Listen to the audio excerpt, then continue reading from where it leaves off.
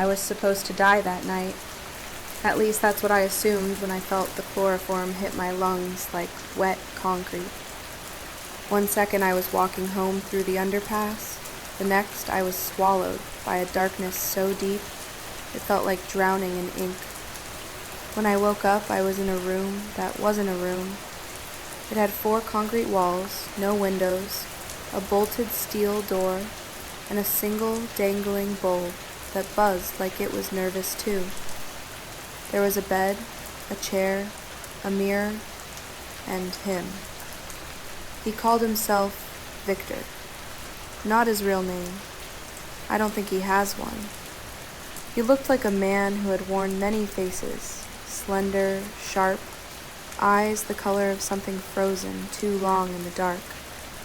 I screamed for hours, days maybe. He never stopped me, just watched, studied, like I was a puzzle box he was unraveling with his stare. Then he started talking.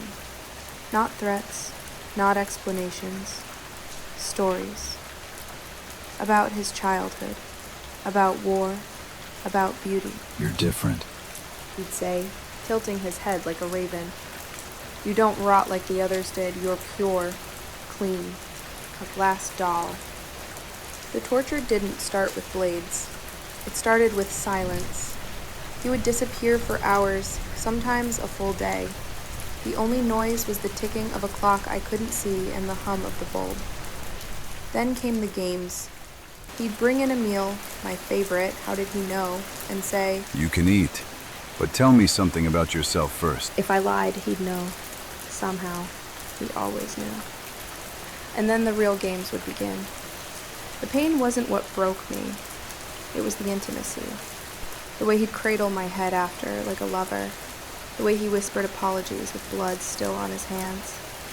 He cried once, tears streaking through ash-smudged cheeks as he stitched a wound he gave me. You make me feel something. He whispered. I hate it, but I need it. I should have hated him. I did. At first. Then I stopped counting the days. Then I started waiting for the sound of his boots.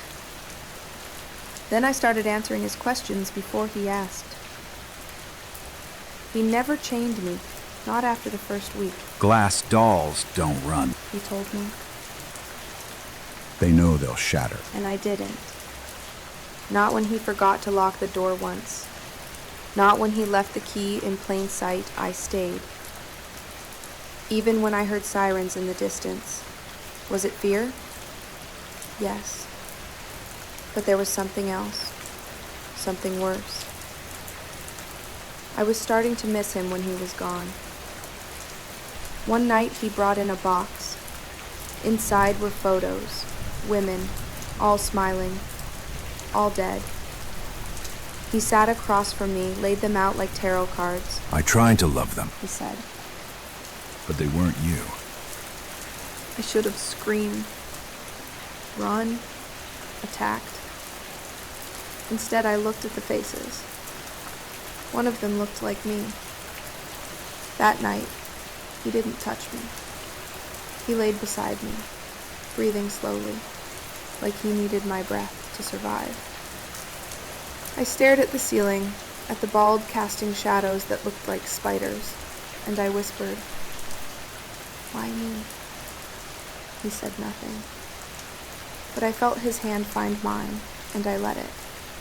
In the mirror, I no longer recognized myself. Not just the bruises, the softness in my eyes, the longing. What did he do to me? What did I let happen? Now something is changing. He's been gone for 2 days. There's food, water, but no sound.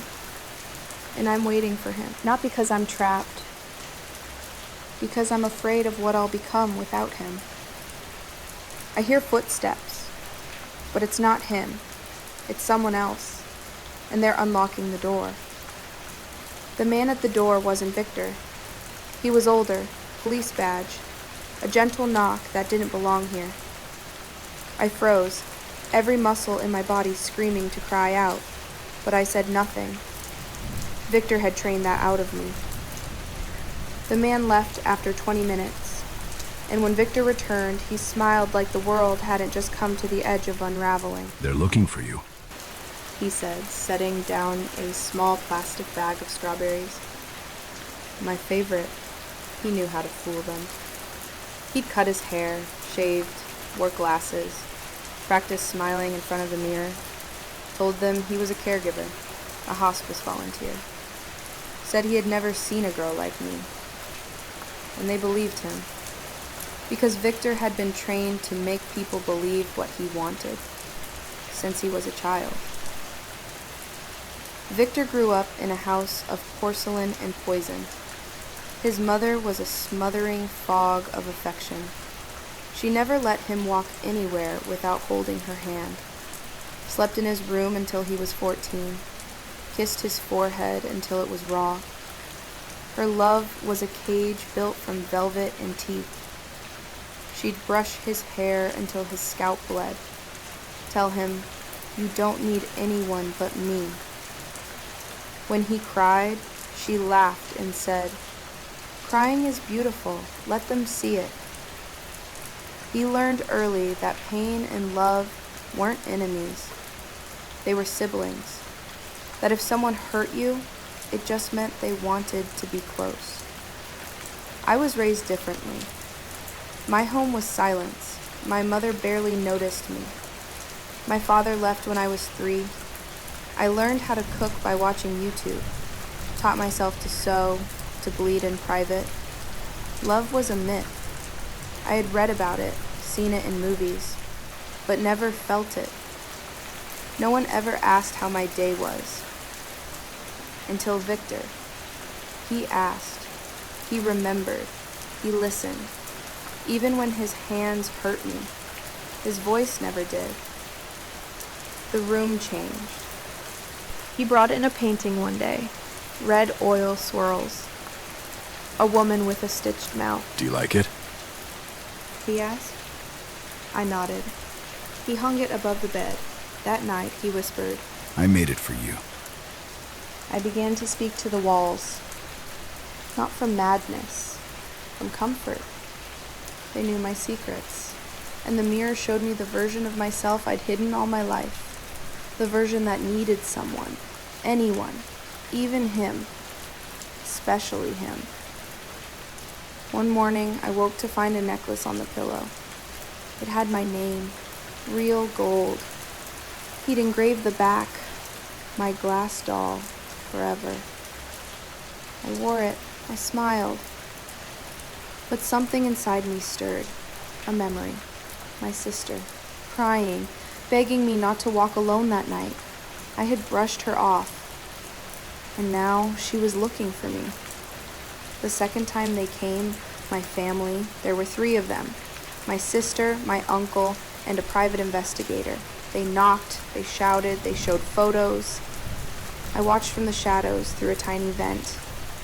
Victor opened the door with a towel over his shoulder, a hint of soap still in his hair. He looked at the PI in the eyes and said, She looks like my niece. Strange world, huh? And laughed. My sister's eyes darted past him. For a second, I thought she saw me. Thought she heard my breath scraping the inside of the duct. But Victor stepped into her view, said, I hope you find her. Poor thing. He handed them bottled water. They left. Later that night, he held me like a child and said, You're mine. They'll never take you.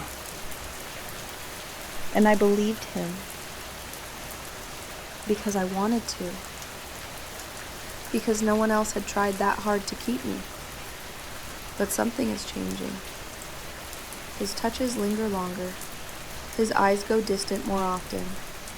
He talks to someone behind the mirror when he thinks I'm asleep.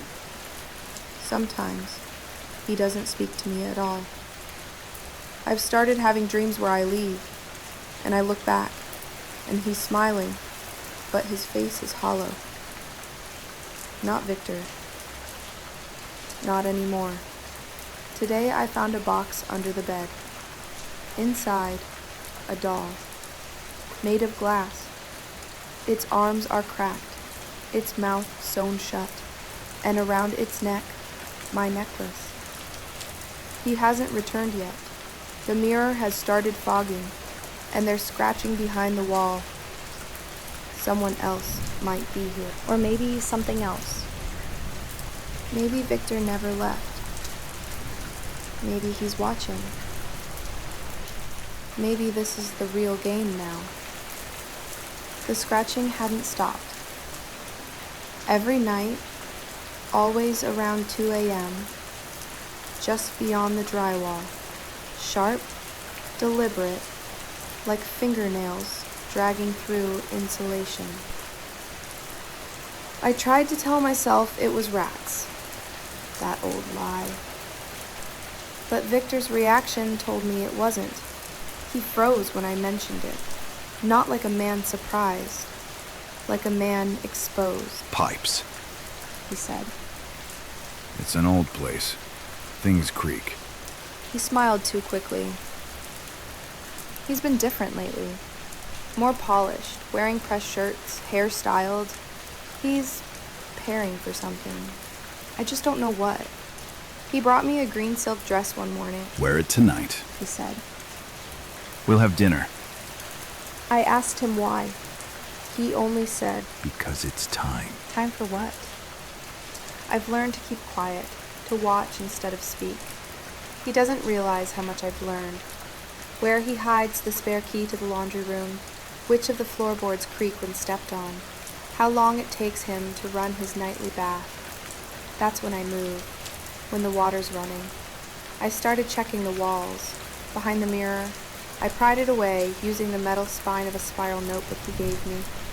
There's space behind it, small, dusty. Enough for storage, maybe, or hiding something, or someone. There were marks back there, scratches in the drywall, some fresh. No animal makes claw marks in sets of 5. No animal carves letters into plaster. There was a name scratched in once, half-formed, L, then a gouge through the rest. That night, I dreamt of a girl whispering that name, Eloise. When I woke up, I wasn't sure if I'd heard it in the dream or through the wall. Victor talks to the mirror sometimes. I've seen him. He leans close and whispers. Sometimes he laughs, sometimes he shouts and punches the wall. The mirror always stays in place, but I know something's behind it. Maybe just memories, maybe worse. That night he didn't speak to me. He stared at the wall across from the bed for hours, muttering. I wrote down what I could hear. She's not her. She's better. She stayed. The others screamed. She listens. No more mistakes. No more Eloise. Eloise. Who was she? A sister? A lover? Or someone like me? Today I found something under the bed. A box. Wooden. Locked. But I picked it open with a hairpin. Inside, an ID card. A girl. Blonde. Early 20s. Smiling. Eloise M. Durant. There was a necklace, too. A cracked pearl pendant. And a photo of her in the same green dress Victor gave me. That's when I knew. He'd done this before. I wasn't his first. I might not even be his favorite. I confronted him. He didn't deny it. He just said, She didn't love me like you do. and left the room. It's quiet now, but the scratching is back. More violent, like something trying to get out or in. I looked through the gap behind the mirror. There's a hole deeper in the wall than I thought, and in the dim light, I swear I saw eyes watching me. I don't know what's real anymore. I don't trust my mind, but I know one thing. Victor has a plan, and whatever it is, it's happening tonight. Tonight was supposed to be the end. I heard him pacing above me. The attic creaks weren't new, but this time they matched his voice, talking low, whispering numbers, counting backwards. I've never been up there, but now I know something is. I haven't slept since I found Eloise's ID. The mirror's been covered with a blanket now. Victor taped it up like he was afraid of something looking out. Or maybe looking in. He made dinner. It smelled like rosemary and regret. He poured me wine. I didn't drink it. He toasted to new beginnings, said he forgives me for going through his things. Forgives me. He talked about starting over, changing names, moving somewhere quiet and coastal. Then he said something that chilled my blood. I've never had one survive this long. You must really love me. I faked a smile. I excused myself. Told him I needed to wash up. I locked the bathroom door and opened the vent cover. The only hiding place I haven't searched. Inside, a cassette player. Dusty. Labeled L. I played it. Screaming. Pleading. And Victor's voice, calm and detached. You'll love me in the end. They all do. Then, silence. Followed by a wet, choking sound I can't unhear. When I came out, he was holding my necklace, the one from the box, Eloise's. You dropped this. He said, placing it gently in my palm. His eyes looked glassy, hollowed, like something inside had broken. He kissed my cheek and whispered, We're almost there. then turned off every light and left me standing in the dark. I ran through the hallway toward the back to the laundry room door. It was open. Beyond it, stairs, down. I didn't know there was a basement. It smelled like bleach and rust. I found a table, metal, with restraints. Photos on the wall, not just of Eloise, others, dozens, each labeled with dates and one word underlined over and over. Failed. Except for one. Mine. Underneath, progressing. I backed away and bumped into something, a figure in the shadows. Victor. He wasn't smiling now. You were doing so well. He said. I thought you understood. He raised a syringe. I screamed, ran, up the stairs. I didn't stop until I hit the attic hatch, yanked it open, climbed up, pulled it shut behind me. Darkness. Thick, hot, crawling darkness. The attic was lined with soundproofing foam, toys, dolls, dresses, and notebooks. Dozens of them, all written in a child's hand, all signed Eloise. I opened the last one. The entries changed tone, from scared to curious to devoted. The last page said, he was right. I was meant for him. I just didn't see it at first.